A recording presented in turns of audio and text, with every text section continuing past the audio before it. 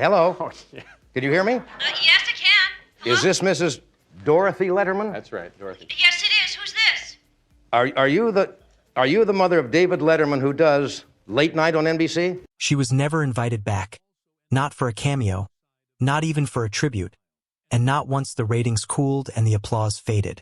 One moment she was treated like Carson's golden girl, and the next she had effectively vanished from the show with no explanation. She wasn't alone either. A handful of other stars also ended up on the wrong side of Johnny Carson, and once he turned cold toward someone, the rest of Hollywood tended to follow his lead. There was a stretch of time when one show essentially controlled who got noticed in Hollywood. If you wanted real visibility, this was the place to get it, and landing a few minutes in that interview chair could change a career overnight. But that spotlight came with unspoken rules everyone understood without ever hearing them said aloud, and getting on the wrong side of the people who ran that world meant being shut out completely. Plenty of major names found themselves locked out, not for lacking talent, but simply because Johnny Carson decided they no longer belonged. Most viewers at home never noticed any of this, tuning in for the jokes and applause, unaware of the tension underneath. Sometimes all it took was a joke that pushed too far or a guest who didn't let Johnny land the last line. Other times the issue went deeper, rooted in loyalty disputes, business decisions that felt like betrayal, or personal feuds that ended in total silence. There were no public call-outs or messy headlines. People simply stopped getting booked, and asking around usually got nothing more than a shrug. For the people on the receiving end, though, it could be devastating, since years of work could disappear over a single missed invitation. It's hard to fully capture how dominant The Tonight Show with Johnny Carson really was unless you lived through that era. This wasn't just a late-night program, it was the place to be seen. Whether you were a rising star, a nervous stand-up comic, or an established Hollywood name with something to promote, Johnny had a way of making everything look effortless, with timing that couldn't be taught and a sly delivery that let a punchline breathe just a half-second longer than expected. Even his recurring bits, like his fortune-teller character Karnak the Magnificent, became iconic despite their deliberate silliness. The real power came from his ability to launch a career with nothing more than a nod, a laugh, or a wave inviting a guest to join him at the interview chair after their set. That gesture became something close to a holy grail for performers, and people like David Letterman and Jerry Seinfeld have both spoken about how much that single moment meant to their early careers. Long before streaming or clips you could catch later, missing Johnny live meant missing it entirely. His monologues, sketches, and guest format became the blueprint that nearly every late-night host since, including Jimmy Fallon, Jimmy Kimmel, and Stephen Colbert, has built on in some form. He ran that format for roughly 3 decades, mostly untouchable, but once the cameras stopped rolling, a noticeably different version of Johnny tended to emerge. As far-reaching as Carson's influence was, it came with real consequences for anyone who crossed him. Losing his approval didn't just cost you a missed appearance, it could effectively erase you from industry conversation altogether. Bookers stopped calling, executives grew hesitant, and other shows kept their distance out of caution. He rarely had to say anything publicly, since his silence alone communicated everything that needed to be understood. Impressionist Rich Little reportedly lost his welcome after repeatedly mocking Carson, even though the official explanation offered was simply that his material had gotten stale. Dana Carvey, after impersonating Carson while promoting Wayne's World, also found himself quietly banned without any public comment from Johnny at all.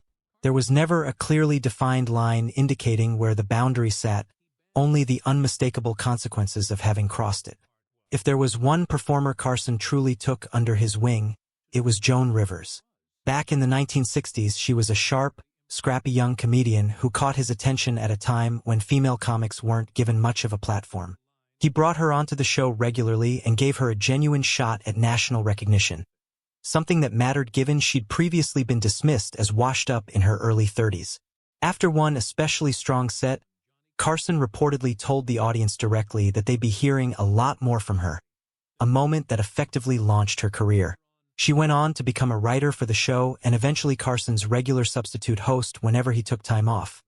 And from the outside it looked like a genuinely supportive partnership built on mutual respect. That changed in 1986, when Rivers accepted an offer from the newly formed Fox network to host her own late-night show, making her the first woman to lead a major late-night program. By her own account, she agonized over the decision, partly because she didn't want to hurt Carson, but also because NBC had given her no indication she'd ever succeed him. What ultimately damaged the relationship wasn't the decision itself so much as the fact that Carson found out through other people rather than from her directly. His reaction was cold and absolute. He stopped speaking to her entirely, refused her calls, and never responded to her attempts to reach out over the following years. She wasn't simply removed from the show, she was effectively blacklisted, with anyone who appeared on her new program reportedly losing their welcome on his as well. People who worked on the show suggested Carson felt genuinely blindsided, viewing the situation less as a career move and more as a breach of loyalty. Rivers, for her part, was reportedly heartbroken by the fallout, later describing Carson as the most important figure in shaping her career, and saying she wrote him a letter every year hoping for some response that never came. Clips and references to her time on the show were also largely scrubbed from its broader history for decades. She later reflected that she believed part of his anger stemmed from an outdated sense that, as a woman he'd mentored, she somehow belonged to him in a way that made her departure feel like abandonment. When Carson died in 2005, she said her grief wasn't about losing a cultural icon, but about losing the mentor who had first believed in her, made heavier by the fact they'd never reconciled. Rivers wasn't the only performer to feel Carson's disapproval, though some encountered it more publicly. Bobcat Goldthwait, known for his chaotic energy, once set a chair on fire during a live appearance as part of a stunt gone wrong. He was arrested and convicted of arson, fined several $1,000s including the cost of the chair, and ordered into fire safety announcements, never appearing on the show again. Kathy Griffin's provocative material eventually got her shut out of multiple late-night shows, including Carson's, though that ban came more from his successors carrying forward his standards. Performers like Melanie Chartoff, whose humor stayed lighter, maintained a friendly relationship with him without issue. Not every fallout stemmed from defiance, either. Early in his career, Howie Mandel once brought an unapproved stuffed tiger prop onto the stage hoping for a laugh, a move Carson reportedly disliked intensely given how much he valued control over the show's rhythm. There was no formal announcement. Mandel simply stopped being invited back. Lola Falana faced something more serious when she spoke candidly during an appearance about racism within the entertainment industry, addressing what it was like working as a black woman in showbiz at a time when most avoided the topic on television entirely. Despite her talent, she was never asked back, a sign that even Carson wasn't willing to take on subjects he felt the audience wasn't ready for. Comedian Artie Lang was later cut off by Conan O'Brien's team during a period of serious addiction struggles, a decision that felt brutal at the time but that Lang later credited with pushing him toward getting sober. While Carson typically expressed displeasure through silence, there was at least one instance where the conflict became unmistakably public. For years, Carson and entertainer Wayne Newton maintained a friendly, old-school show business relationship. That changed in the early 1980s when Newton outbid Carson for partial ownership of the Aladdin Hotel in Las Vegas, a purely business decision from Newton's side that Carson reportedly took personally. Rather than confronting him directly, Carson began working pointed jabs about Newton into his monologues night after night, touching on his appearance and personal life in ways that read less like comedy and more like targeted insults. Newton eventually confronted Carson backstage in person, demanding he stop. The jokes stopped immediately afterward, and so did the friendship. Newton was never invited back onto the show again. Long before he became known as the king of late night, Carson was simply a kid from Nebraska performing magic tricks for his family under the stage name, The Great Carsoni. After serving in the Navy during World War II and earning a degree in radio and speech from the University of Nebraska, he worked his way up through small radio and television jobs before getting a notable break filling in for Jack Benny, a moment that revealed just how naturally talented he was. By 1962, he'd taken over The Tonight Show, and from there built a nightly audience of millions who tuned in less for any single segment and more for the feeling of familiarity he projected, paired with timing that never seemed to require effort. Offstage, though, Carson was a notably different person. He was intensely private, and even people who felt they genuinely connected with him often discovered he kept most people at a careful distance.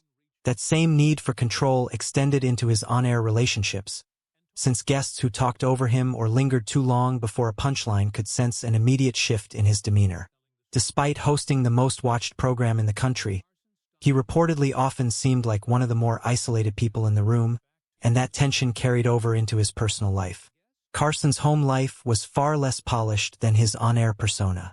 He married 4 times, each marriage reflecting its own pattern of distance and quiet collapse. His first marriage, to Jody Walcott, began before he became famous, but the demands of stardom eventually created distance that proved difficult to repair, including infidelity he later acknowledged publicly. His second marriage, to Joan Copeland, looked glamorous from the outside but was reportedly marked by tension and infidelity from both sides before it ended. Carson often joked publicly about his divorces, once quipping that his ex-wives had taken everything except his cufflinks, though the humor reportedly masked real sadness underneath. His third marriage to Joanna Holland followed a similar pattern of highs, lows, and an eventual public unraveling. By the time he married Alexis Moss in 1987, something had clearly shifted, and his final marriage was notably quieter and more private, suggesting he may have finally found some peace later in life. Not everything in his personal life could be resolved, however.